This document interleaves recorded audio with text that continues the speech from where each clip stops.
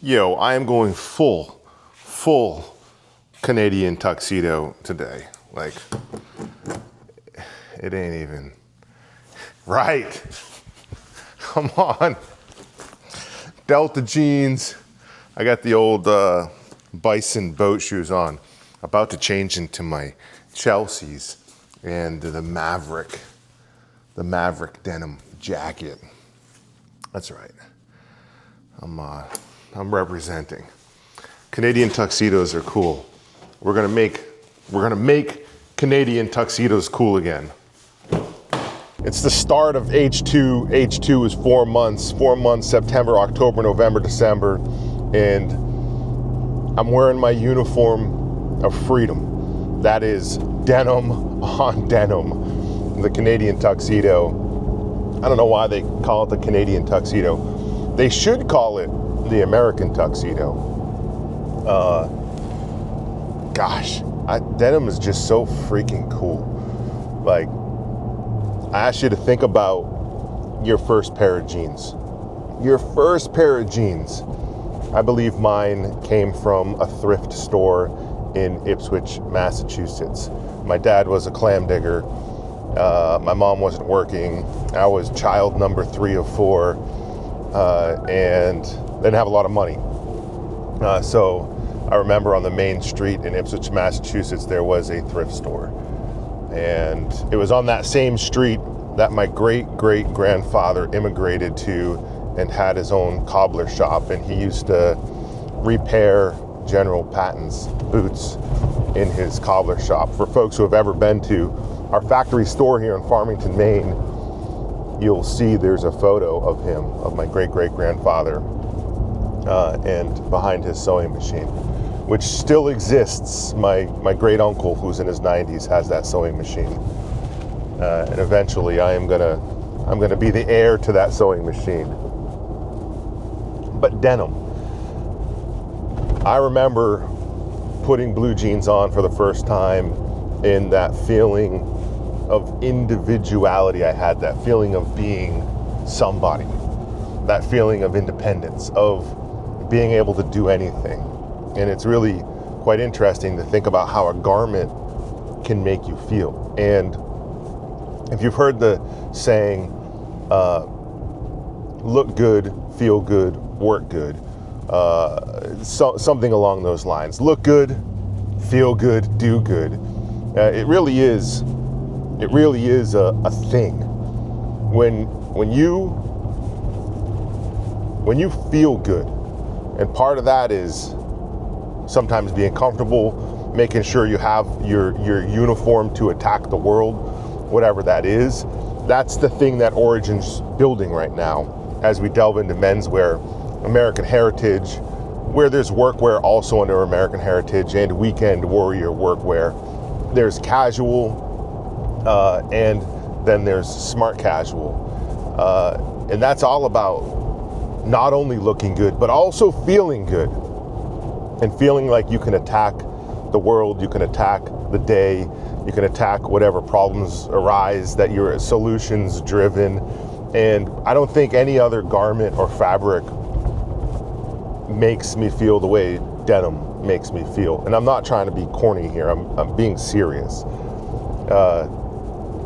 It's why it was so coveted worldwide. It's why it is so coveted worldwide. Right now, there's probably 300 to 400 million people wearing jeans worldwide. That's a crazy freaking number of people wearing a garment that is hundreds and hundreds and hundreds of years old. I've traveled around the world, and you've heard me say this in previous posts, chasing the history of denim. 6 years, 7 countries, multiple travels to different countries. I've been into the Louvre, I looked at old books, I've found old fabric swatches, I've discovered blue jeans from the 1800s and the 1700s and possibly the 15 or 1600s, and they are the most coveted garment of the working class. That's why America was built on denim and boots. And that's why it was important that when we started Origin, after we made jiu-jitsu gis, the first two things we had to make denim, blue jeans, and boots. Because if we were going to rebuild America, then we have to start with the uniform. It's that simple. And it sounds so simple. And it should be that simple.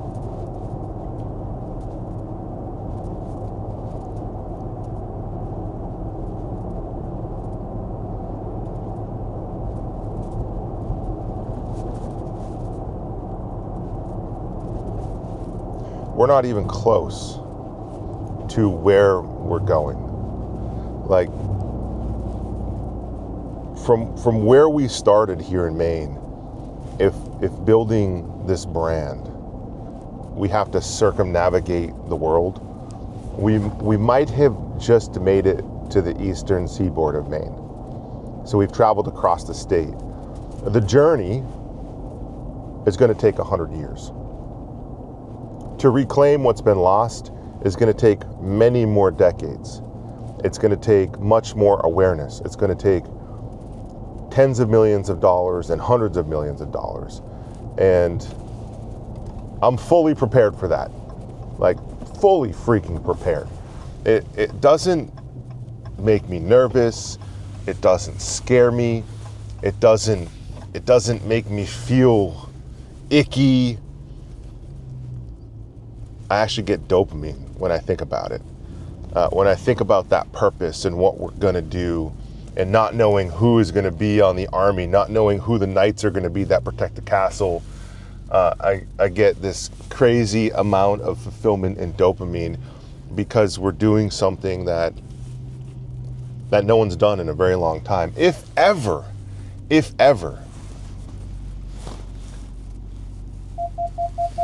And now it's just about scaling it. It's about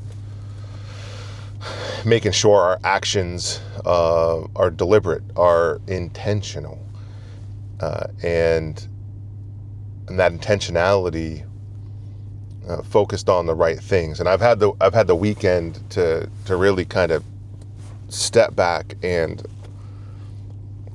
detach from the company, from the business. For, 48 hours, let's say, max. Max 48 hours. And we had some pretty intense conversations last week around this next step in denim blue jeans and opening the aperture. So for those of you who aren't familiar what an aperture is, basically think of it like an iris, okay, where it can open and close like this. And what we need to do, and the vision I'm casting for the team, is opening the aperture. And this is both for Jocko Fuel and Origin, but I'm speaking more specifically to Origin right now. Now, you can open the aperture just like this, and it's focused on the same group of people, and that kind of becomes an echo chamber. Or you can kind of turn it a little bit and start to open it. And that's what we're trying to do. When you open the aperture, pointing a different direction, we call that focusing in on an adjacent market.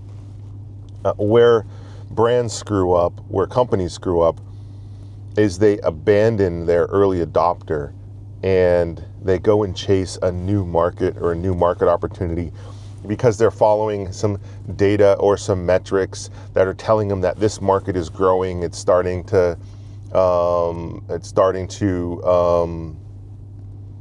scale, and the total addressable market looks sexy. And what brands do is they leave who got them there. And so if you're building something, it's very important to realize if and when this is happening so you don't allow it to happen to yourself. Adjacent markets would be more of a Venn diagram where the Venn diagram intersects at points. And so we're looking at opening up an adjacent market where we want to make denim cool again. I think it is cool. I think the coolness factor has never left. I think style is cyclical, and it's always kind of coming back, but there are some staple styles which have been popular for eternity, and those are the ones we want to lean into.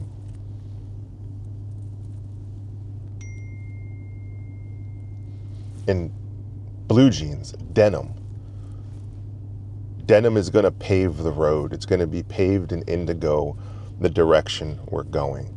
It is the one thing you've heard me say that undeniably unites humanity besides our DNA. Blue jeans. How can a garment have such impact and such power over somebody? And again, I ask you to reflect on how it makes you feel. Your first pair of jeans, how did that make you feel? It kind of was like putting on a superhero cape. It's like, man, my blue jeans. I got blue jeans. I'm a freaking rebel. I'm a rebel. Look at me. And that feeling is a true feeling.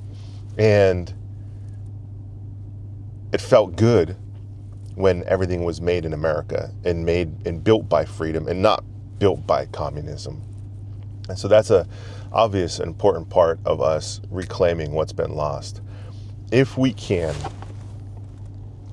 position this 100% cotton heritage jean on an under $90 price point, we have an incredible opportunity to eat real market share. I don't ever pay attention to what anyone else is doing. I just don't care. For me, it's a distraction. If you're not doing what you're doing and you're watching what other people are doing, you're filling your mind with impossibilities, not possibilities. You're filling your mind with someone else's mission and someone else's plan and someone else's roadmap. And so you're not being open-minded about what you want to give to the world. And so I just don't care. I don't care what the styles are. That might sound bad. I don't care if it's baggy jeans now and it went from skinny jeans to baggy jeans. You know, your relaxed fit is never going out of style. Your boot cut is never going out of style. Like these staple things that people need in the world are never going out of style because there's a utilitarian aspect to it. And so what I've said to the team is we don't chase trends. It's function, not fashion. It's got to have a utilitarian focus, which means it needs to be overbuilt.